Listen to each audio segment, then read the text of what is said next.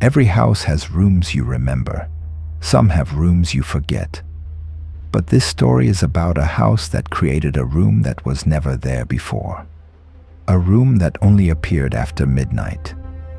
And once someone entered it, the house was never the same again. The house was ordinary by every measurable standard. 2 floors, 4 bedrooms, 1 narrow staircase. It had been inspected, renovated, and occupied before.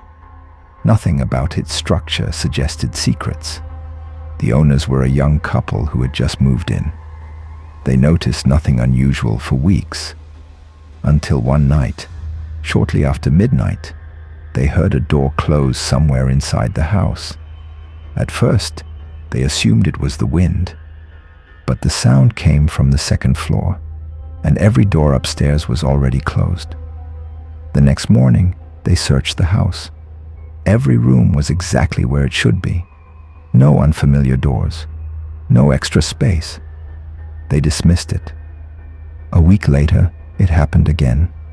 This time, it was louder. A slow, deliberate click, the sound of a latch settling into place. When they checked upstairs, something was different. Between the guest room and the bathroom, there was a door. It was old, older than the rest of the house. Its wood was darker, its handle colder. They were certain it hadn't been there before. They argued about it, blamed stress, blamed memory. But when they checked old photos from the listing, the door did not exist. They left it closed. That night, at exactly 12:17 a.m., the door opened on its own. No creak, no resistance, just silence. Inside was a narrow room, no windows, no furniture, only bare walls and a single ceiling light. The room smelled stale, like air that had been trapped for years. They stood in the doorway and felt something immediately. The room felt occupied, not by someone visible, but by something aware. They closed the door. The next morning, the door was gone. The wall was seamless, no outline, no handle, no mark. But the house felt different. Sound traveled strangely. Footsteps echoed longer than they should. And every night, at the same time, they heard movement where the room had been. The couple began documenting everything.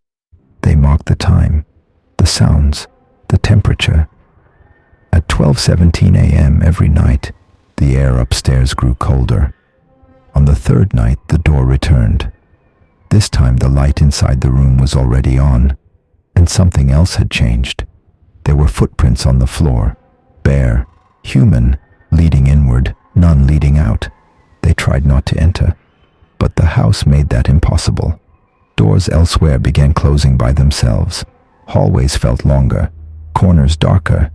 It was as if the house wanted attention focused on one place, the room.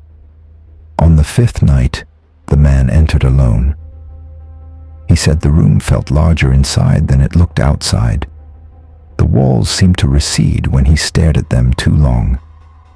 And the silence inside the room wasn't empty. It was listening. He exited quickly. But after that night, he began forgetting things. Small things at first. Dates, words, then larger things. He once stood in the kitchen holding keys and could not remember what a door was for. The woman noticed something worse. Every time the room appeared, the house gained space. Closets felt deeper. The staircase seemed longer, as if the house was rearranging itself to accommodate something growing.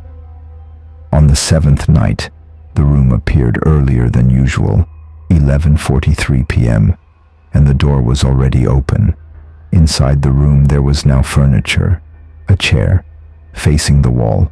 The wall had scratches on it, tall marks, uneven, as if something had leaned there for a very long time.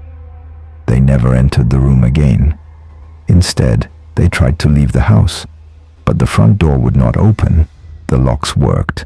The handle moved. The door simply led nowhere. Behind it was darkness, Not outside. Something else. By morning, the woman was alone. The man was gone. No signs of struggle, no blood, no exit. Only the room remained.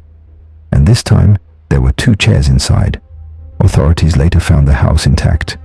No extra room, no missing door. The woman was calm when questioned. Too calm. She said only one thing repeatedly. The house makes space for what it needs. She moved out shortly after. The house was sold again, and according to records, the new owners reported an extra door appearing upstairs after midnight. If houses remember people, what happens when they start preparing for them? And if a room appears only when it's needed, what does that say about the people who never come back out?